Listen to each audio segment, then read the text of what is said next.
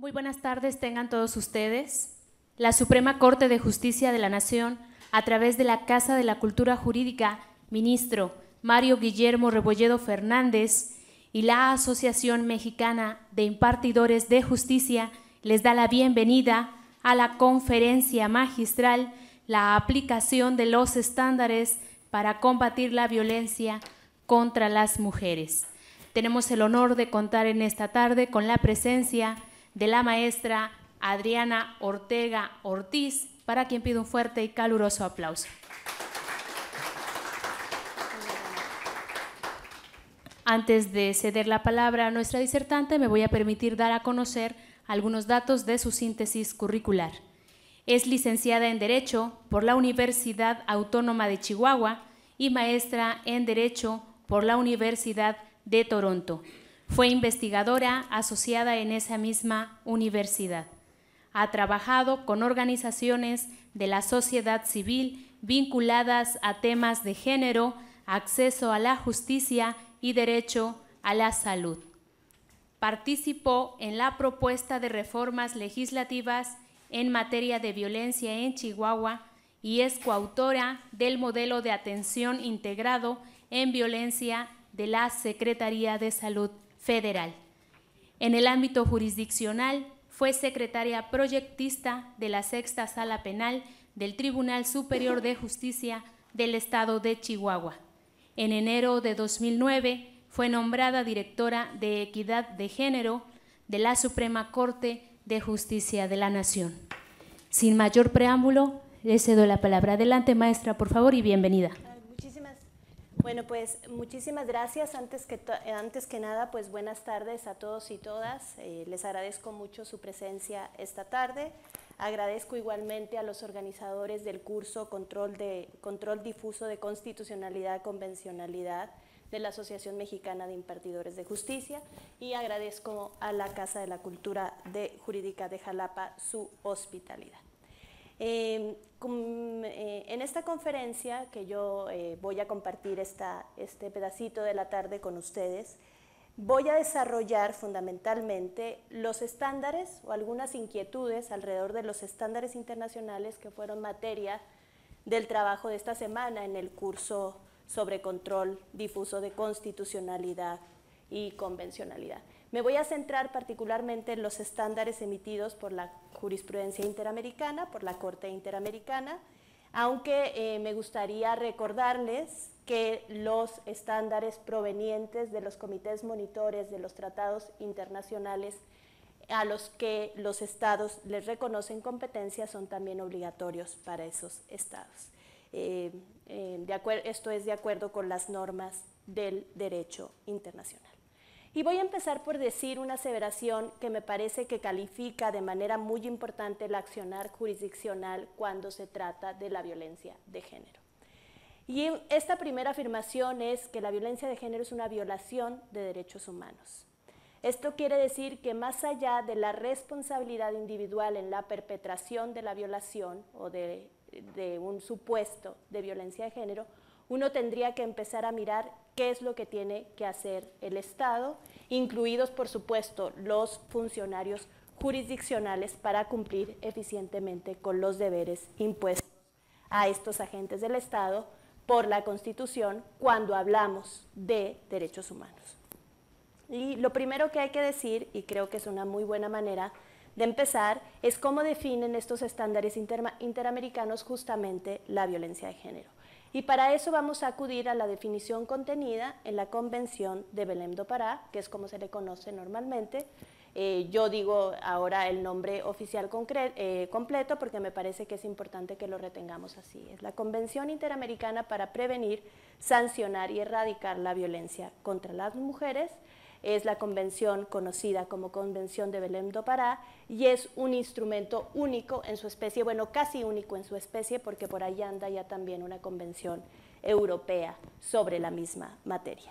Decía que es un instrumento único en su especie porque es el primer instrumento internacional que se hace cargo de manera específica de la violencia de género como una violación de derechos humanos. De acuerdo con esta convención, entonces, la violencia de género será cualquier acción o conducta o la violencia contra la mujer será cualquier acción o conducta basada en su género que le cause muerte, daño, sufrimiento físico, sexual o psicológico, tanto en el ámbito público como en el ámbito privado. En este sentido, la violencia de género puede tener una variedad de perpetradores. Esos perpetradores pueden ser agentes particulares o pueden ser agentes del Estado. Estas dos circunstancias, de todos modos, siguen actualizando los deberes que el Estado tiene frente a la violencia de género. Es decir, no importa quién sea el perpetrador, no importa el ámbito en donde la violencia ocurra, lo que importa es que es una violación de derechos humanos y esto significa que actualiza inmediatamente las obligaciones que tiene el Estado respecto a su correcta prevención, sanción, investigación y reparación. Y digamos que este tipo de deberes, que también sabemos están consagrados ahora en nuestra Constitución, pues obviamente impactan no solamente el ámbito de los otros poderes estatales, sino de forma bastante particular y muy específica los ámbitos de procuración y administración de justicia. Sabemos también, y lo estuvimos aprendiendo a lo largo de esta semana, que estas obligaciones tienen ciertos contenidos específicos que se definen, en primer término, de acuerdo con la normatividad y jurisprudencia internacional, la conducta, el contexto individual o estructural en que la conducta ocurra, recuerdan ustedes la revisión que hicimos de campo algodonero, los daños posibles o presentes que resiente o puede resentir la víctima. En esta conferencia o en esta oportunidad lo que yo haré es centrarme en las obligaciones que se deben cumplir desde el ámbito de la justicia. Sin embargo, aprovecho este breve paréntesis para recordarles que estas obligaciones son para todos los órganos del Estado, son para todos los agentes estatales y compartir esta información con las personas que imparten justicia es particularmente pertinente porque las personas que imparten justicia eventualmente serán el poder revisor de las otras actuaciones estatales. Es decir, no debemos reconocer que frente a la violencia de género todos los agentes estatales estamos obligados, no como un pretexto para decir, ay no, eso no me toca a mí, te toca a ti, sino para saber desde el ámbito de la justicia qué le puedo pedir o qué le puedo ordenar a cada autoridad en el ámbito de sus respectivas competencias. Aprendimos, por ejemplo, que el deber de prevenir tiene al menos 3 momentos o dimensiones. Sé que no todas ustedes y no todos ustedes estuvieron en contacto con los materiales del curso. Yo les pido de antemano una disculpa por estarme dirigiendo a las personas que tomaron el curso, pero me imagino o tenía yo la intuición de que esta conferencia tiene como esa finalidad muy específica de acompañar a las personas que estuvieron tomando el curso y por ende estuvieron en contacto con los materiales. Yo voy a tratar de lo que yo diga acá sea lo suficientemente claro para que las personas que no estuvieron en contacto con los materiales se lleven alguna intuición o alguna información de lo que yo voy a hacer esta tarde.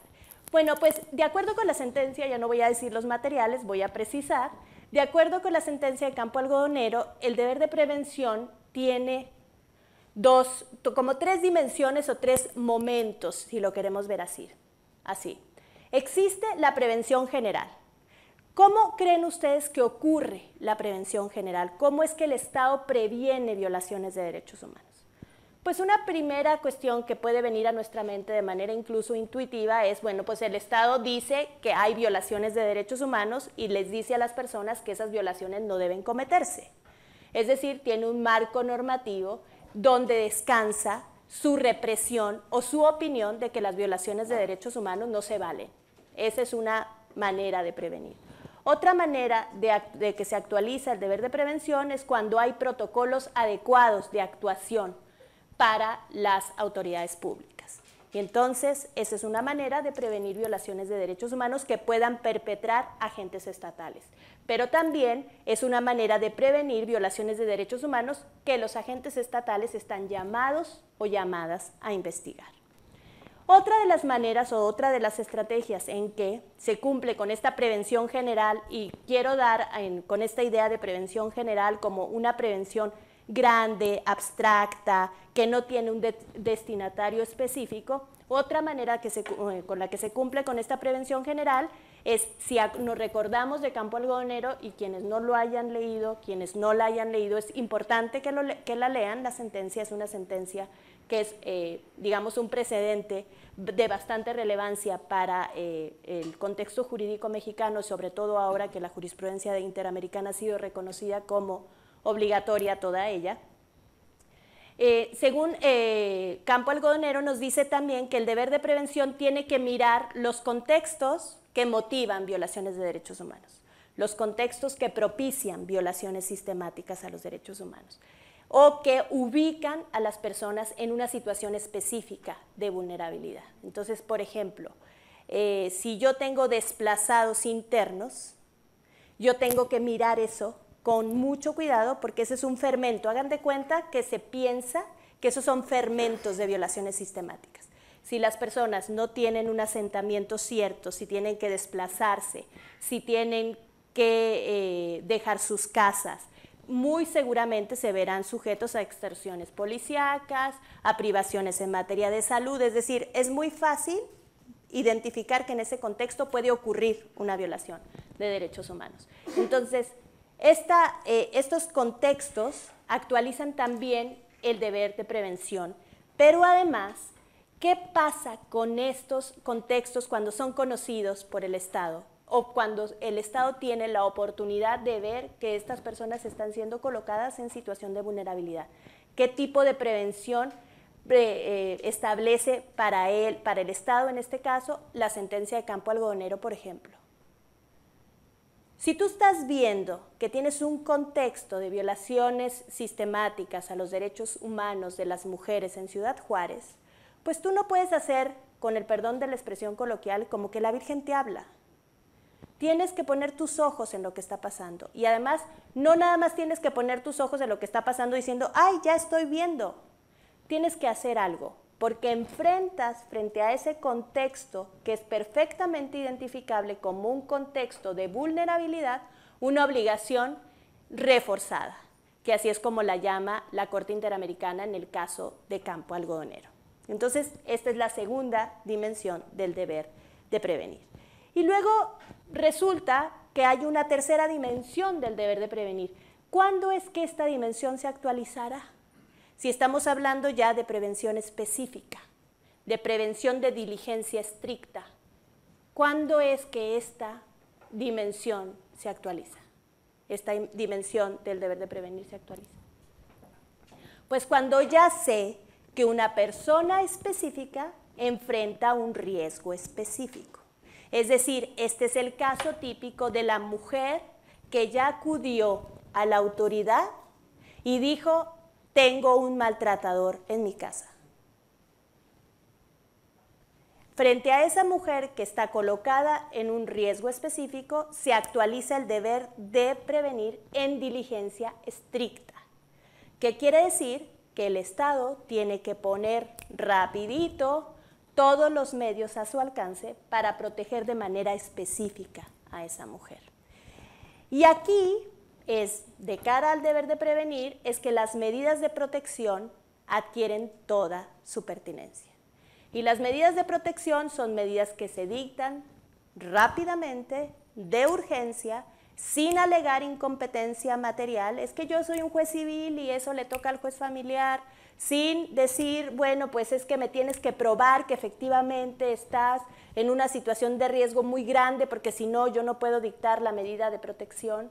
Yo puedo pensar razonablemente cómo diseñar la medida de protección, pero no puedo negar la medida de protección, porque de acuerdo con el deber de prevención en diligencia estricta y calificado por el estándar de la debida diligencia, yo tengo que poner todos los medios del Estado al alcance de la protección de esa mujer que enfrenta un riesgo específico que yo como agente del Estado tengo conocido, porque los jueces, juezas son agentes del Estado y son también, pueden también comprometer la responsabilidad internacional del Estado si no actúan con la debida diligencia, pero también La otra noticia es que son defensores de derechos humanos, así los ha reconocido la Corte Interamericana, defensoras de derechos humanos, y entonces pues con esa bandera ustedes pueden eficientemente proteger a las víctimas.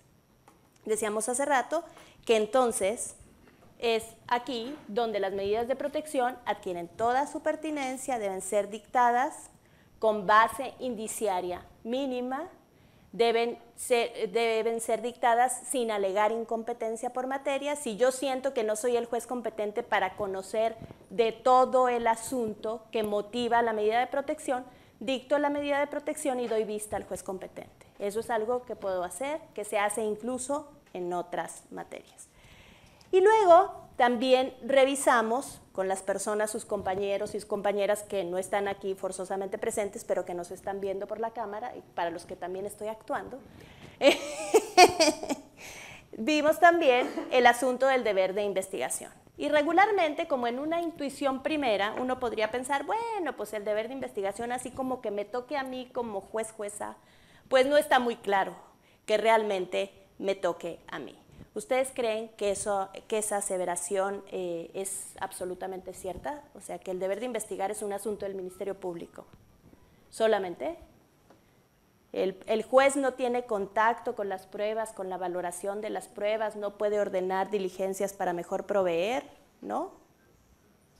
Entonces, el deber de investigación, entendido en sentido amplio, pues también compete a la Administración de Justicia. Entonces tenemos que tomarnos pues en serio nuestra tarea y acercarnos a la prueba de manera adecuada, valorar adecuadamente el contexto de violencia de género, valorar los indicios que me permiten documentar la presencia de ese contexto de violencia de género. Sé que ustedes no leyeron Campo Algodonero, pero digamos, este es como un gran comercial a favor de Campo Algodonero. Una de las cosas que hace la sentencia es manejar la prueba de una manera jurídica muy importante, es decir, con un rigor jurídico bastante interesante, pero además razonar, valorar la prueba, todos los episodios o todas las partes de la sentencia donde la Corte Interamericana valora el material probatorio en la sentencia de Campo Algodonero, tiene un indubitable valor didáctico.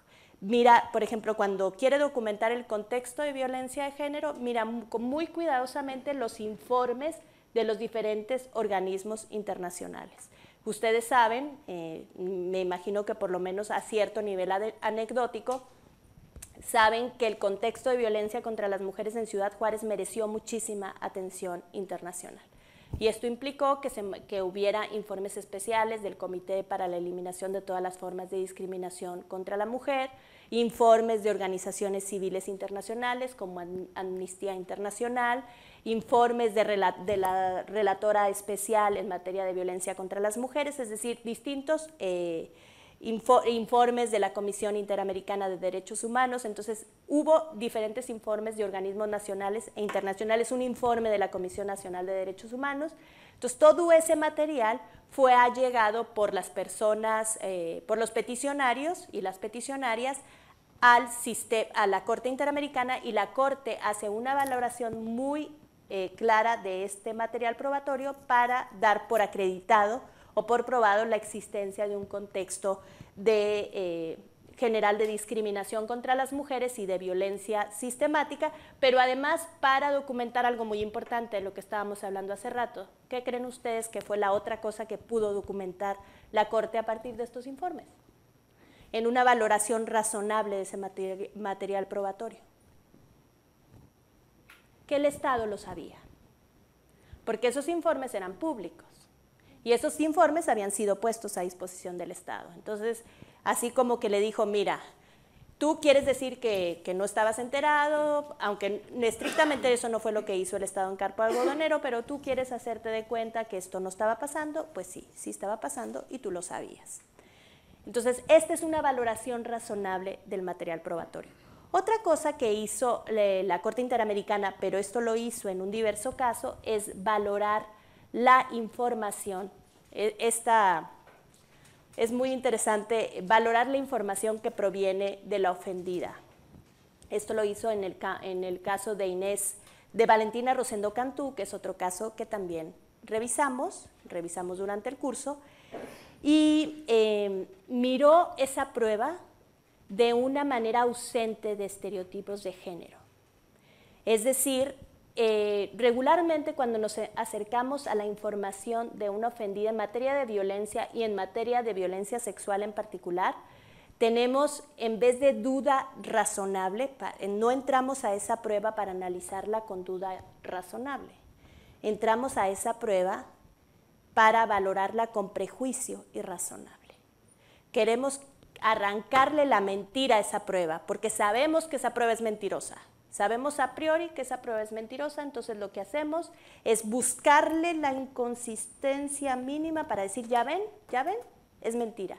Pero porque yo lo que estoy anteponiéndole a esa prueba es una presunción de mendacidad. No estoy anteponiéndole una presunción de verosimilitud. Estoy pensando que esa prueba es mendaz a priori. Y si esa prueba pasa mi tamiz, pues ya estamos del otro lado, pero lo más seguro es que difícilmente la información que proviene de una víctima de violencia va a pasar ese tamiz, si el tamiz es de prejuicio irrazonable o de mendacidad a priori. Y la Corte Interamericana lo que hace con la declaración de Valentina Rosendo, porque Valentina fue y vino, y al decir esto quiero ser muy respetuosa, Valentina fue y vino respecto de si la habían violado o no la habían violado. Dependiendo de con quién estuviera hablando, reconocía la violación o no la reconocía, por razones obvias.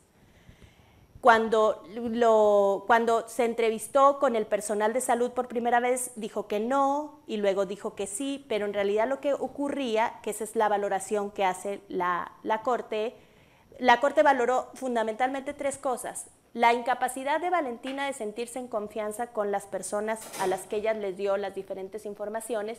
Y otra cosa que me parece muy importante, que es que Valentina no hablaba español. Y las personas que decían que Valentina les había dicho que no, eran personas que hablaban español.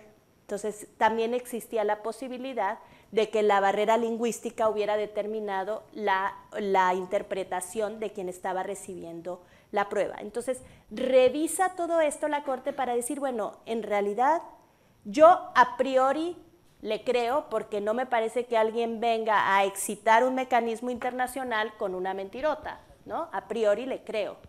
Pero le creo también por todo esto que observo cuando analizo la prueba sin prejuicio, sin estereotipo. No es la vieja bruja que viene a denunciar una violación, que seguramente viene a mentir porque lo que quiere es perjudicar a un buen hombre santísimo, y entonces lo que yo tengo que hacer como juez es proteger la honra de ese hombre a como de lugar, ¿no? Entonces tengo que encontrar la mentira en la información. Entonces, esa es una forma también, una estrategia adecuada para valorar la prueba. Y se valora, yo dije hace rato que se valora la prueba sin estereotipos de género. Lo que acabo de decir de la vieja bruja es un estereotipo de género. Y yo les voy a contar además algo, porque uno regularmente piensa, y sobre todo cuando identifica que una conducta puede no ser de lo más generosa o plausible posible, siempre quiere encontrar como al otro haciendo la maldad, ¿no? No quise ser tan coloquial, pero es regular. No fui yo, fue él. En Campo Algodonero nos es muy fácil, por eso además leímos Campo Algodonero, porque ahí es rete fácil ver que los que actuaron con estereotipos de género fueron los ministerios públicos. Ay, no investigaron porque les dijeron a las mamás que las niñas se habían ido con los novios, que se habían ido de voladas, etcétera, que en mi tierra quiere decir de coquetas. Cuando una mujer es volada es que es una mujer coqueta. Coqueta y va subiendo de gradación. La voladez puede ser altísima, tiene un umbral altísimo, pero bueno, no importa. El chiste es que estas autoridades, ¿qué pasó con estos estereotipos de género? ¿Qué dijeron? Motivaron, por la razón que sea, que estas autoridades no buscaran a esas niñas, porque además 2 de ellas eran niñas, con los resultados que ya se sabe. Y entonces perder 72 horas bajo el argumento de que una mujer es volada o de que se fue con el novio, yo siempre opongo a esta información. Bueno, ¿y qué hubiera pasado si el Ministerio Público busca a una de estas niñas y evidentemente la encuentra con el novio? ¿Qué hubiera pasado? ¿Trabajó de oquis? hasta donde yo sé, se le paga el sueldo para eso. Y si la encontró con el novio, pues qué bueno, la encontraste. No importa con quién, el chiste es que tu trabajo era encontrarla y tú la encontraste. Pero, digamos, los estereotipos funcionan para decirnos de fondo que estas mujeres que se van con el novio, imagínense todos los significados que se ponen ahí a andar. Estas mujeres que se van con los novios no merecen que se las busquen, porque cualquier cosa que les pase, se lo tienen merecido. Y además, querías decir... Es decir, que una prostituta entonces puede ser violada de ninguna manera. Sí, claro, por supuesto, ¿sí? Que una prostituta no puede ser violada, como además, fíjense... Vamos a seguir esa línea, exacto. Ay, perdón.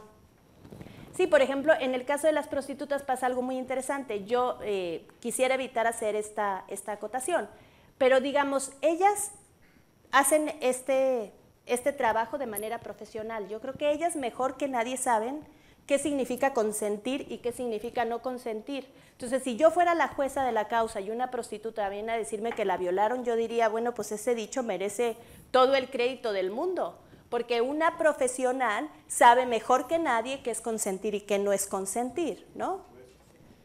Entonces, bueno, esas mujeres que se van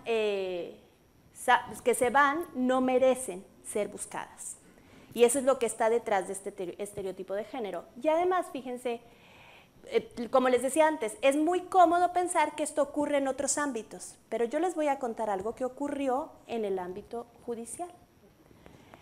Resulta, para que vean, es importante como enfrentarse a este tipo de cosas para empezar a pensar qué es lo que yo considero verosímil y por qué. Esto pasó en Colombia. Una mujer fue asaltada, 2 mujeres fueron asaltadas por 4 tipos, 5 tipos, no me acuerdo. Y finalmente fueron abandonadas en un parque en compañía de uno de estos tipos que además tenía un cuchillo. Este tipo amenazó a estas 2 mujeres de matarlas y ellas, digamos, finalmente fueron forzadas a hacerle sexo oral, a practicar el sexo oral sobre este tipo. El juez de casación en Colombia dijo que por qué no habían gritado, que no era verosímil que un hombre hubiera podido someter a 2 mujeres, cuando estas mujeres además eran jóvenes, y entonces consideró que su información no era verosímil. Con ese mismo principio, con el principio de verosimilitud, pensemos qué es lo que ese juez sí consideró verosímil, porque cuando hacemos este ejercicio nos damos cuenta de lo absurdo de la argumentación. Este juez, por el contrario, consideró verosímil que 2 mujeres son asaltadas por 5 tipos, se quedan con uno y de pronto sienten un enorme impulso sexual hacia este tipo. Eso es lo que consideró el juez verosímil. Dijo, eso sí puede ser verdad.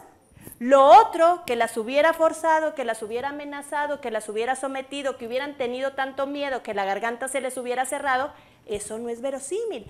Lo más verosímil, lo más lógico, de acuerdo con las leyes de la sana crítica, que son con las que evaluamos la prueba, es que estas mujeres de pronto hubieran sentido un irrefrenable impulso sexual por uno de sus asaltantes. Entonces, hay que tener mucho cuidado con lo que consideramos verosímil. ¿Querías decir algo? Y esto tiene que ver, otra vez, para seguir el hilo de la conversación, con el deber de prevenir.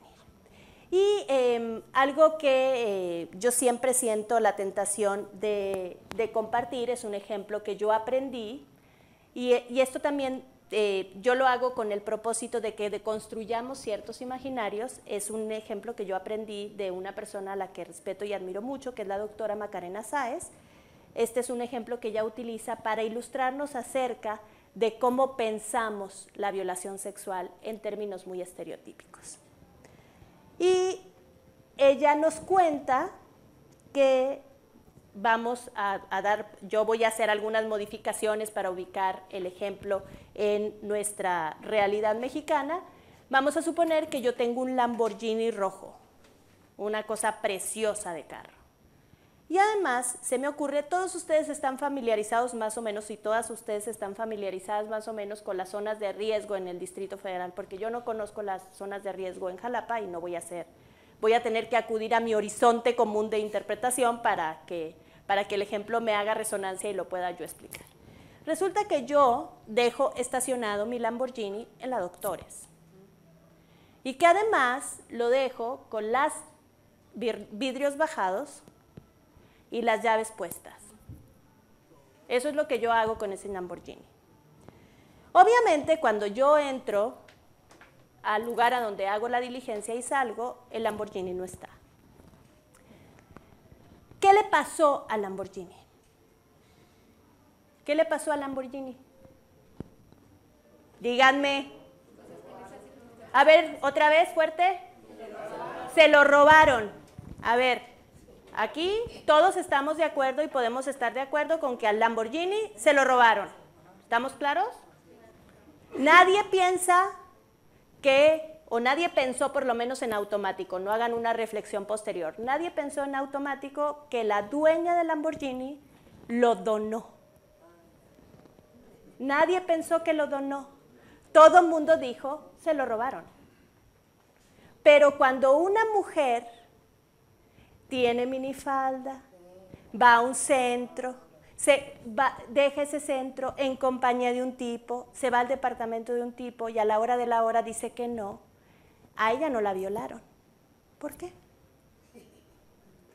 Los carros tienen dueño conocido, las mujeres.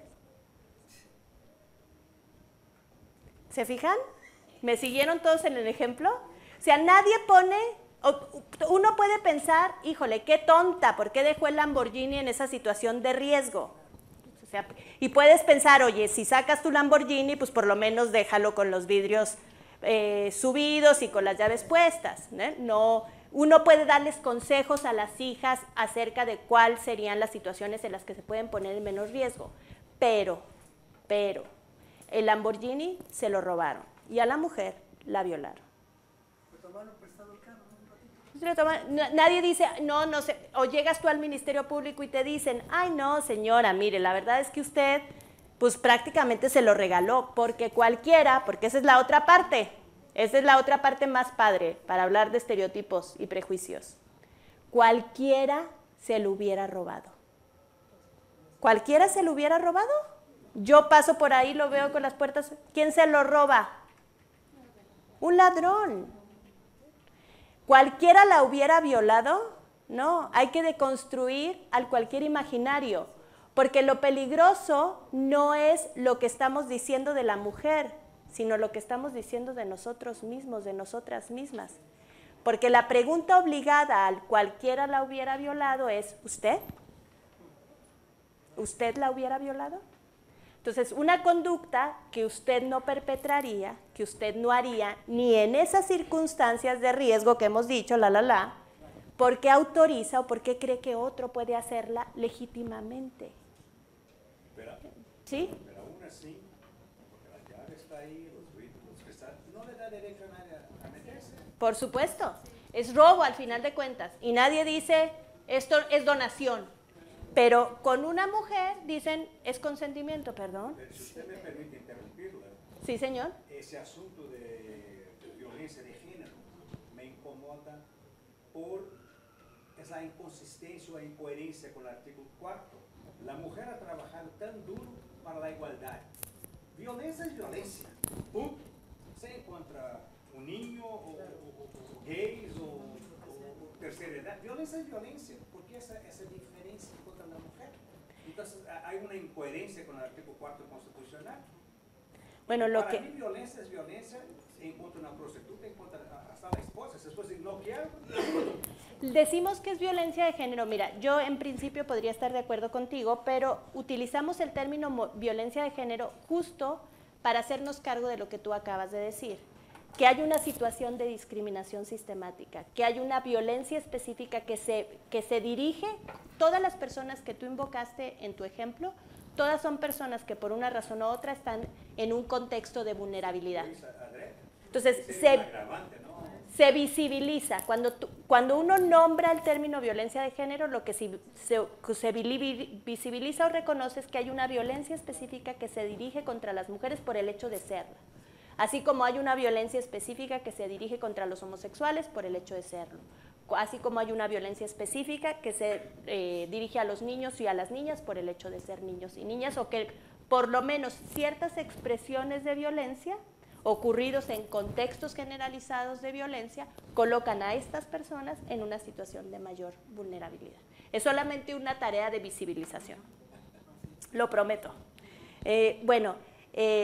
Digamos, con eso hablamos un poquito del deber de investigar, que tiene vínculo con la función jurisdiccional. Ahora, obviamente que el deber de investigar está también vinculado a otras autoridades de la Administración de Justicia a las que eventualmente vamos a tener que monitorear como jueces y como juezas. Entonces es importante saber que el deber de investigar, iba a decir lo aprendimos, pero bueno, está también en campo algodonero y está en un número importante de estándares interamericanos, que es que el deber de investigar es una obligación de medio y no de resultado.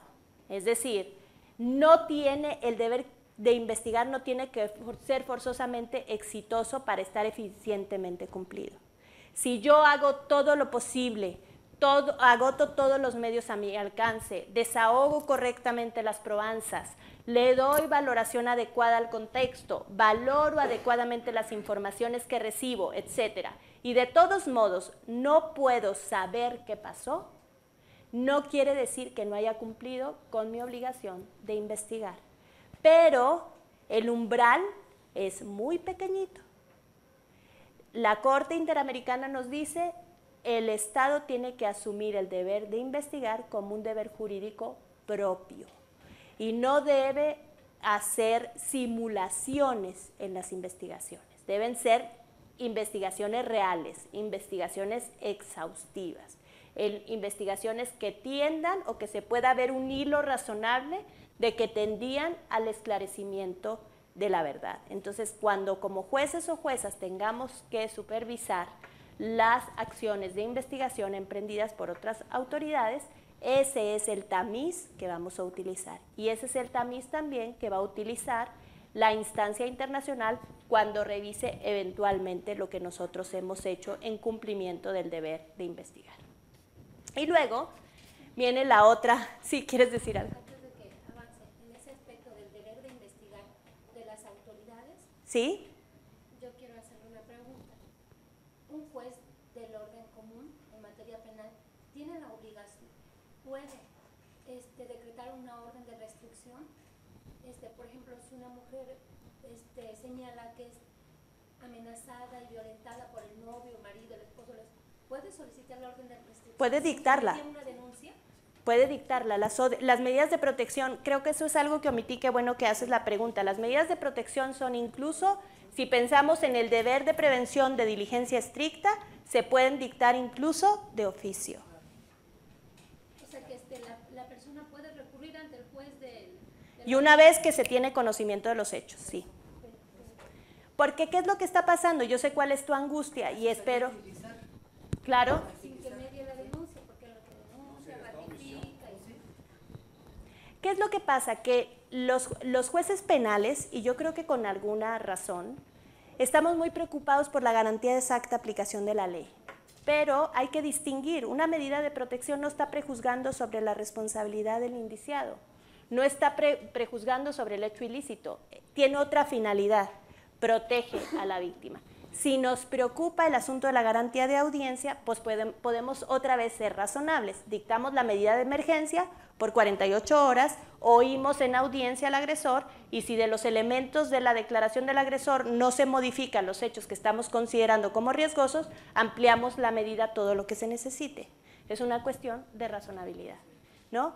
Y respecto de la garantía de exacta de aplicación de la ley penal, y que, aprovechando que me voy a referir ahora a la obligación de sancionar, fíjense que yo traigo un argumento bastante provocador a ese respecto, que es la garantía de exacta aplicación de la ley penal, sí, está a favor del indiciado, inculpado o como le llamemos, pero también es una garantía para la víctima. Si el proceso penal es el proceso por el cual yo voy a acceder a la justicia, pues si a mí me trataste de matar, mi expectativa es que la ley penal no le alcance al indiciado para que tú digas que son lesiones leves. Yo también tengo una garantía de exacta aplicación de la ley penal, porque mis expectativas de justicia están colocadas en ese momento en esa ley. ¿Les hace sentido? A mí me encanta. La garantía es una garantía de legalidad, entonces una garantía para el indiciado, sí, pero la garantía de exacta aplicación de la ley penal no es una garantía que diga le tienes que aplicar forzosamente, indefectiblemente y en toda circunstancia el tipo penal más benévolo. Tú le tienes que aplicar el tipo penal que está aprobado. Porque la presunción de inocencia tiene que ver con la vinculación del inculpado con los hechos, no con el tipo penal. Tú tienes que escoger de todos los tipos penales disponibles el tipo penal más benévolo. No, tienes que escoger el tipo penal que realmente encuadre, ¿no? Y si él trató y tuvo la intención y tú tienes prueba suficiente para entender que hay una intención de matar, pues ¿por qué le aplicas el tipo penal de lesiones que ponen en peligro la vida? Si tienes las características, los elementos del homicidio tentado, ¿no? Y esa garantía de exacta aplicación de la ley penal no es solamente para el indiciado, sino también para la víctima, porque esa garantía de exacta aplicación penal de la ley penal tiene que ver con cómo accede la víctima a la justicia, y el derecho de acceso a la justicia es un derecho también para la víctima. Ahora, ¿cómo vamos de tiempo, Eric? ¿Me puedes decir? ¿Bien? ¿Vamos padre? Bueno. ¿Perdón? Yo continúo. Vamos bien, muy bien. Y la última, bueno, hablando de sancionar, también en el capítulo de sancionar, una de las provocaciones es, o una de las formas de cumplir con este deber adecuadamente, es justamente la garantía de exacta aplicación de la ley penal, favoreciendo a la víctima, otra vez la valoración correcta de la prueba, respetar el principio de presunción de inocencia, pero recordar que el principio de presunción de inocencia es digamos, un tope para el actuar del Estado. El Estado tiene que probar más allá de duda razonable, pero no cualquier duda es una duda razonable.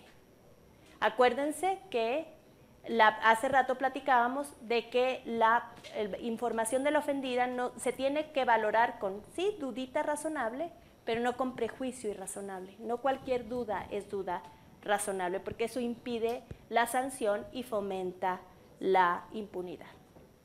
Y a propósito también del capítulo de sanción, o un poco mezclado con el deber de prevenir, está también qué pasa con la prisión preventiva en materia de violencia de género, en específico con violencia doméstica, que es tradicionalmente considerada un delito no grave. Yo no quiero ser, y en esto no quiero ser malinterpretada, yo no soy una abogada de la prisión preventiva. Yo creo que la prisión preventiva sí es una cuestión de última ratio, y ojalá de veras nos tomáramos en serio eso de que la prisión preventiva es una cuestión de última ratio. Pero uno de los supuestos, y nada más es como para que lo reflexionemos otra vez con debida diligencia y poniendo en juego cómo debemos respetar los derechos humanos de las personas sujetas a procesos penales, es uno de los supuestos de concesión de la prisión preventiva es justamente el riesgo que corre la víctima. Entonces hay que hacer valoraciones muy específicas, muy profesionales de ese riesgo y estar seguros o seguras de que ese riesgo no puede abatirse con otras medidas de protección, y hay escenarios de riesgo real para mujeres víctimas de violencia doméstica que sí son muy graves y que no existe razón, digamos, no existe fundamento suficiente para pensar que estos hombres respetarán las órdenes de restricción. Entonces, miremos la prisión preventiva, la invitación es a mirarla como un recurso, como una oportunidad, como una manifestación concreta del deber de prevenir. Démosle una segunda mirada, por lo menos ahora que la prisión preventiva no está sujeta estrictamente a ciertos delitos, y sobre todo esto es cierto para los sistemas acusatorios, para los estados donde ya está funcionando el sistema acusatorio, miremos la prisión preventiva como una oportunidad de abatir los riesgos para la víctima. Y por último, está la obligación de reparar. Y aquí hay como cuestiones bastante interesantes en la sentencia de Campo Algodonero y en la sentencia de Valentina Rosendo Cantú.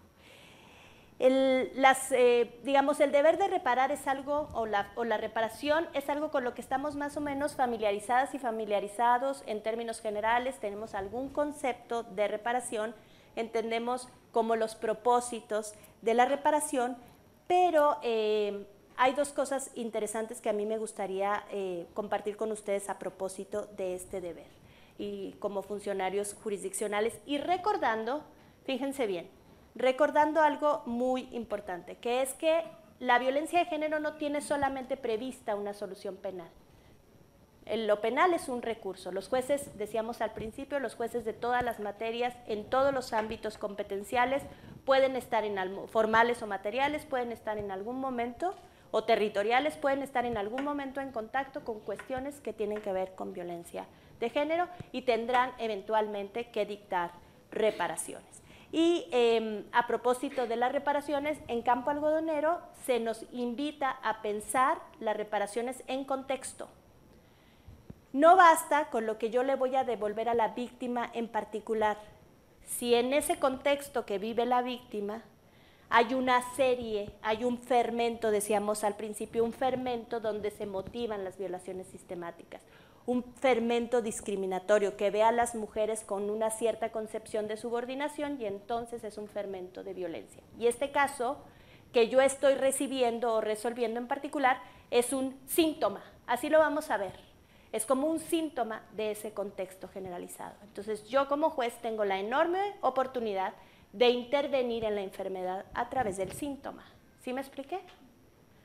Si yo pienso, por ejemplo, que un hombre que ha asesinado a su mujer, pues obviamente en un análisis ese hombre tiene ciertas instrumentaciones personales que no son forzosamente compartidas por todos los demás hombres.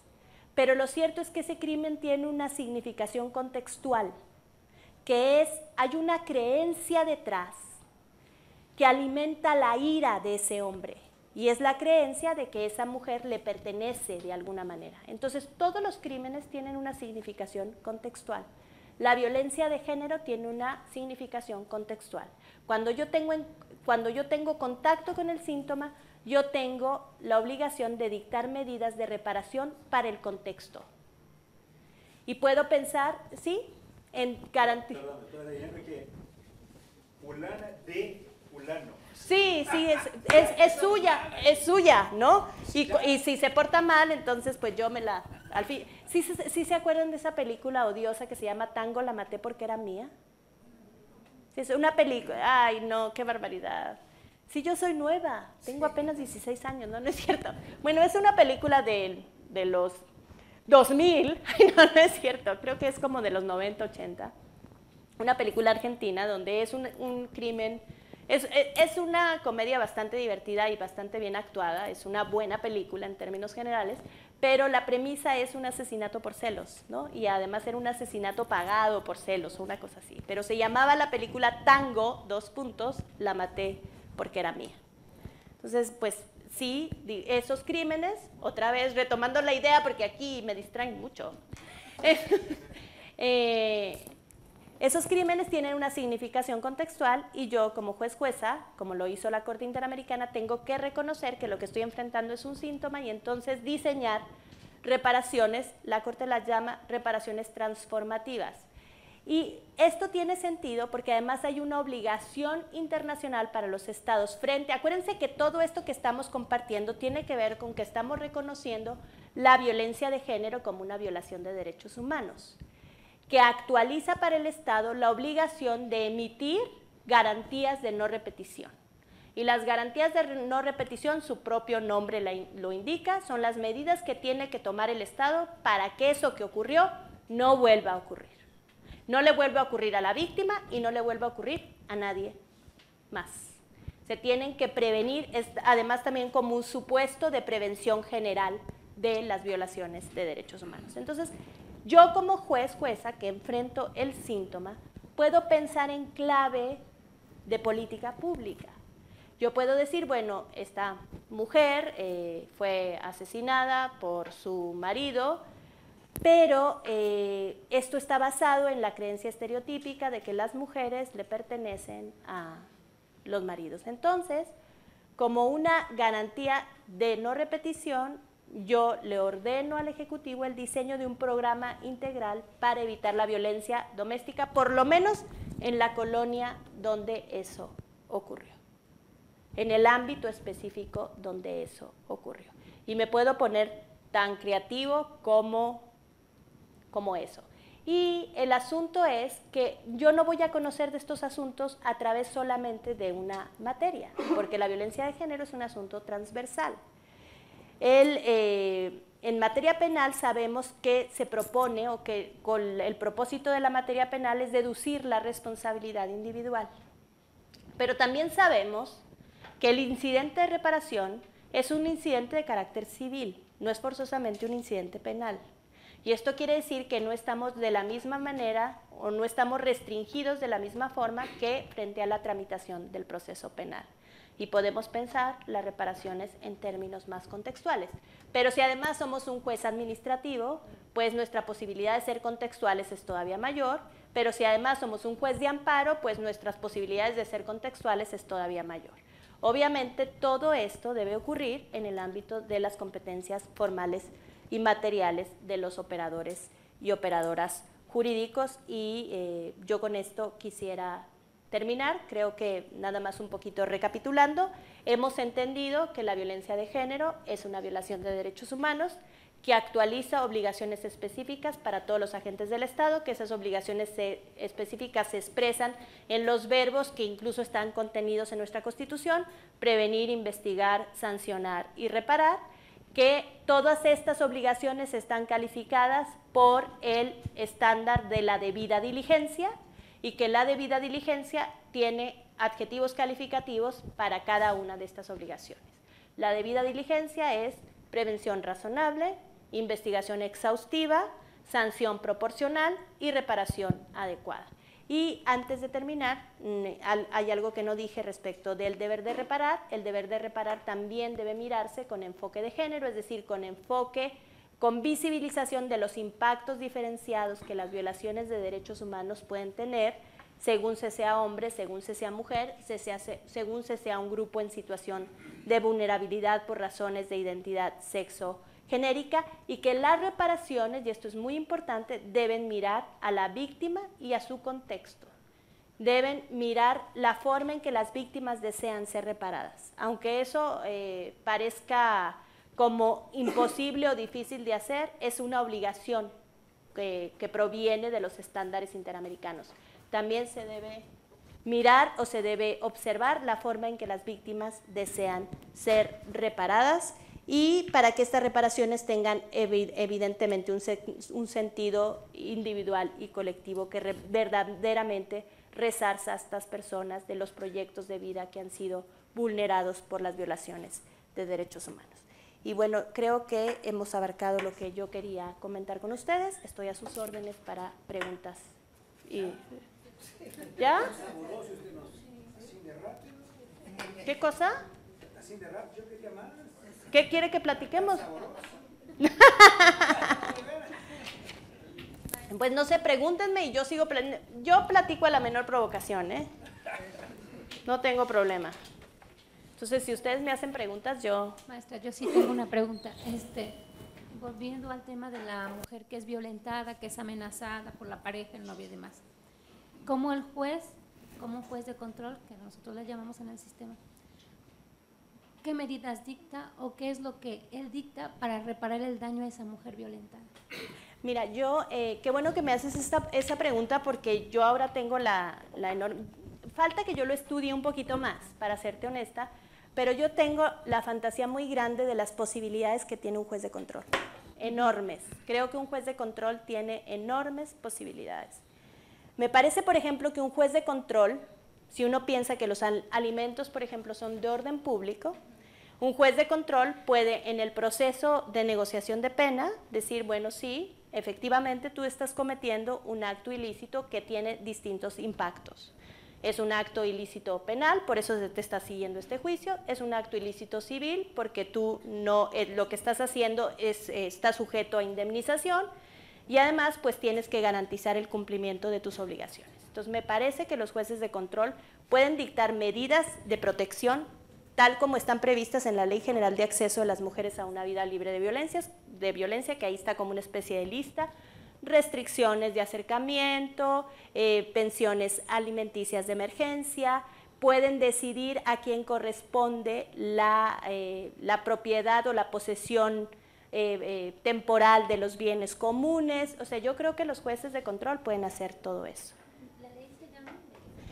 Te digo otra vez, la Ley General de Acceso de las Mujeres a una Vida Libre de Violencia. Y además creo que los jueces de control, ese es en el nivel de protección, pero además creo que los jueces de control tienen muchas posibilidades resolutorias, ¿no? En estos procesos, bueno, no te vas a ir al bote, pero vas a tener que cumplir con esto y esto y esto y esto, ¿no? Y pueden introducir en el proceso de negociación de la pena las preocupaciones reales de las mujeres, porque las mujeres víctimas de violencia, en su inmensa mayoría, yo no quiero esencializar ni generalizar, no quieren a las parejas en el bote, quieren que las parejas les dejen de pegar, quieren que las parejas cumplan con sus obligaciones alimentarias y quieren ver en dónde van a quedar, en dónde van a vivir. Si un juez de control puede hacerse, a mí me parece que un juez de control tiene todas las capacidades para hacerse eco de esa demanda de justicia. Lo que acaba de mencionar usted, perdón, es el mayor problema judicial que esas mujeres enfrentan. Y es donde se ocurre la mayor cantidad de asesinatos en contra de policías, en ese momento. ¿Querías? Nada más, no quería más tiempo. No, al contrario. Con la misma pregunta. Entonces, en ese deber de investigar está un deber reparador, o sea, dentro de las facultades de un juez de control. Es que las facultades no las ordenes en términos de cómo se ordena el proceso acá. Son facultades que se actualizan en todo momento frente a una violación de derechos humanos y son para todos los agentes del Estado. La obligación de prevenir, investigar, sancionar y reparar no corresponde a la división de facultades que nosotros tenemos en nuestros ordenamientos jurídicos, sino se actualizan cada vez que la autoridad actúe y de acuerdo con lo que está haciendo en ese momento. ¿Sí? Adelante, por favor.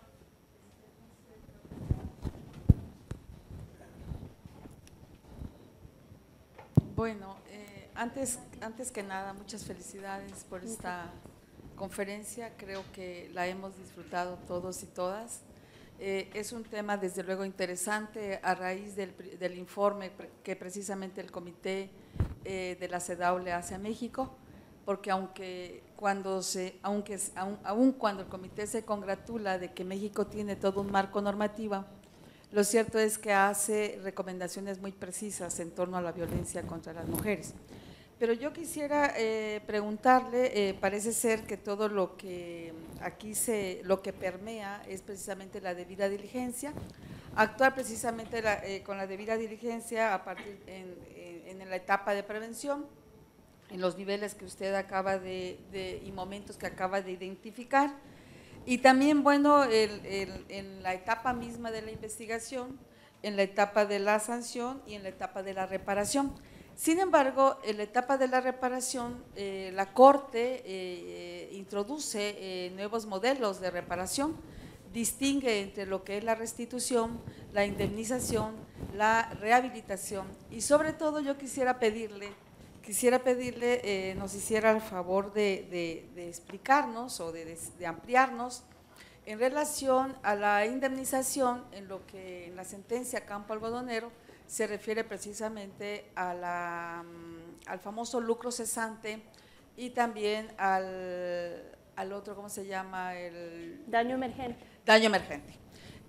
Y también, bueno, puntualizar, porque creo que no quedó muy claro en el tema que plantea la compañera, porque precisamente creo que las medidas de protección que tienen que darse precisamente para evitar, bueno, en la etapa de prevención, para evitar quizá una violación más grave como pudiera llegarse a un feminicidio.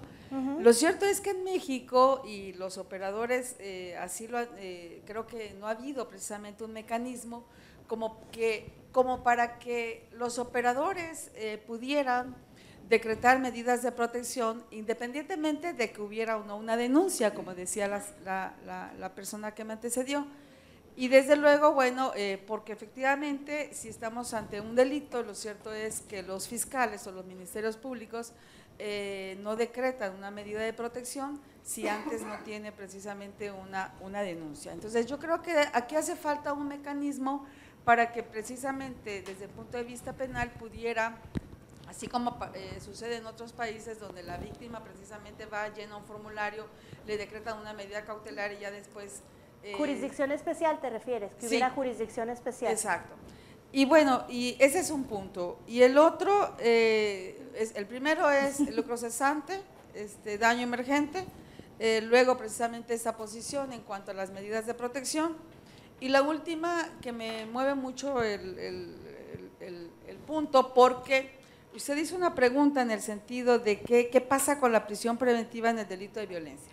Y no debemos olvidar que la prisión preventiva es una medida cautelar, precisamente que los jueces u operadores jurídicos, incluso también el Ministerio Público, puede decretar, pero para asegurar que el imputado, para garantizar que el imputado se presente cuantas veces sean necesarias. No y solamente. otra cosa, No bueno, solamente. Y otra cosa, porque el Código de Procedimientos Penales nuestro, y por eso lo digo, distingue entre providencias precautorias y medidas de protección, Sí, eso sí que sé. son precisamente medidas de protección y providencias precautorias para protección, para la protección de la víctima. Sí, lo sé. De Incluso, manera que, si me permite terminar, Sí, de claro. manera que la prisión preventiva como una medida cautelar y quien de alguna manera sufriera prisión preventiva sería como consecuencia no de una vinculación a proceso, sino precisamente a raíz de que el Ministerio Público haya de alguna manera argumentado ante el juez de control la necesidad de esa medida cautelar que, como usted bien dijo, es la última ratio. Sí, Muchas y gracias. que así siga.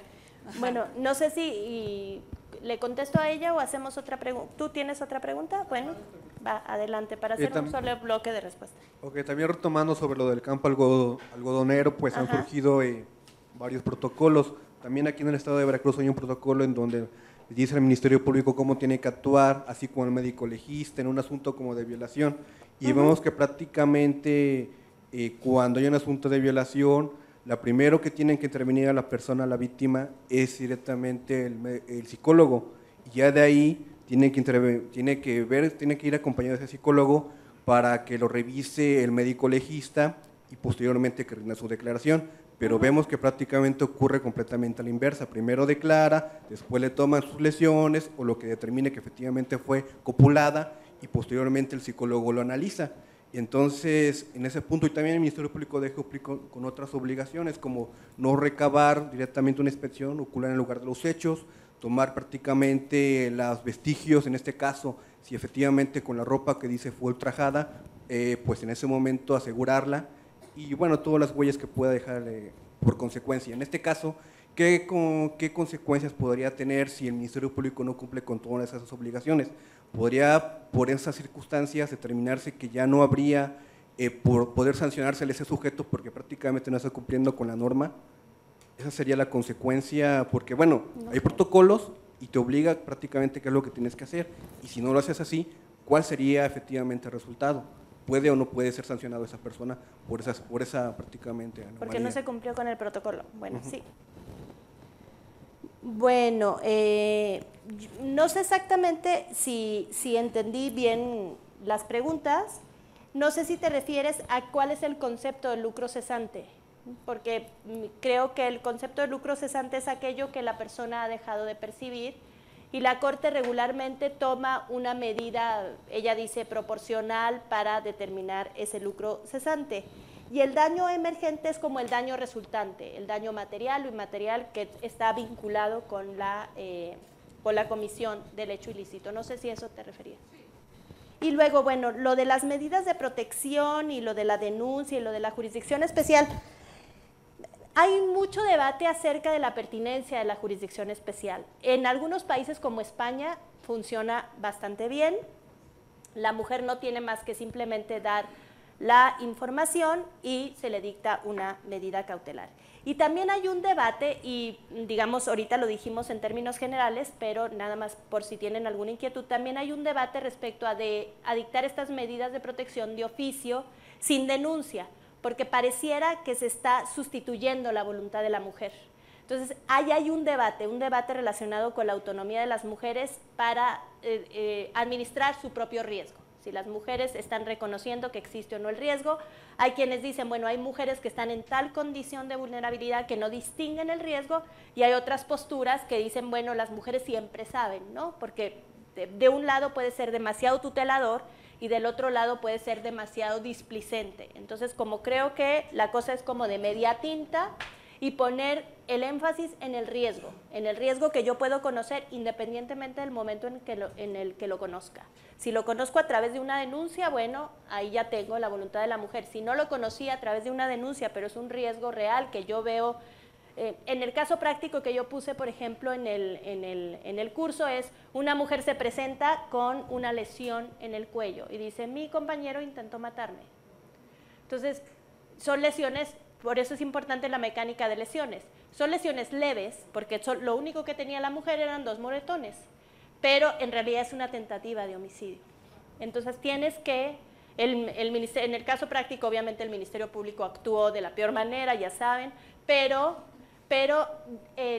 con denuncia o no, eso es un riesgo muy específico que tienes que proteger si quieres actuar con la debida diligencia. Luego hay todo este debate en España de si las mujeres deben ser responsabilizadas por romper con las medidas de protección y reconciliarse con los agresores, etc.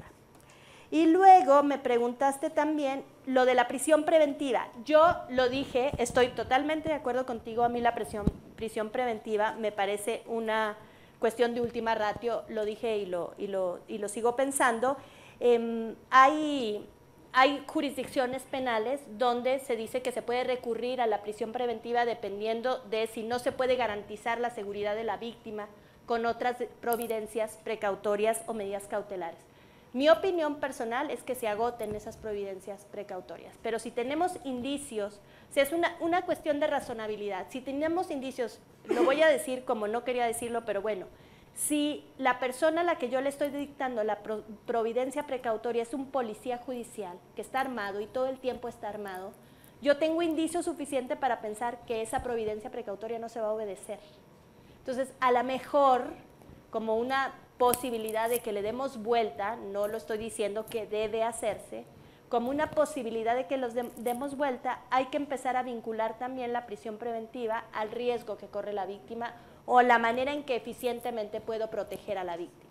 Obviamente la prisión preventiva es un gran problema de derechos humanos en México. Nadie puede abogar a favor de la prisión preventiva. Yo no estoy abogando a favor de la prisión preventiva, solamente estoy diciendo que se dicta prisión preventiva sin perspectiva de género en un sinnúmero de casos porque se tiene miedo de lo que vayan a hacer los inculpados. Se sostiene la constitucionalidad de una figura como el arraigo y no se piensa que la prisión preventiva puede ser una medida de protección para mujeres que sufren violencia. Es nada más, esa es la provocación. Y me disculpo si fue malinterpretada. Yo de verdad no abogo por la prisión preventiva, solamente era una sugerencia, como para echarle coquito, pues, ¿no? Como para alimentar el debate. Y respecto a lo que me dices, yo creo que hay que distinguir 2 momentos. El no obedecer el protocolo le implica responsabilidad al Ministerio Público, sí. No obedecer el protocolo le permite al inculpado que ese delito que se le imputa no se acredite, no.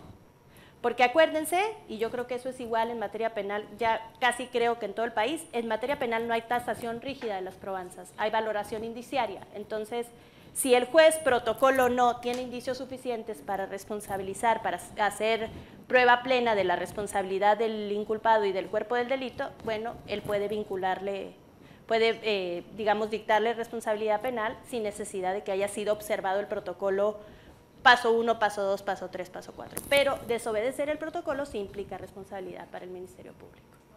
¿Sí? ¿Sí? ¿Querías decir algo? No, sí, como en esencia en el Estado, no como que representa el Estado, que ahí sería sancionado únicamente, pero no directamente. Sí, no puede invocar el defensor, lo que estás pensando es, el defensor puede invocar que la ropa no fue asegurada.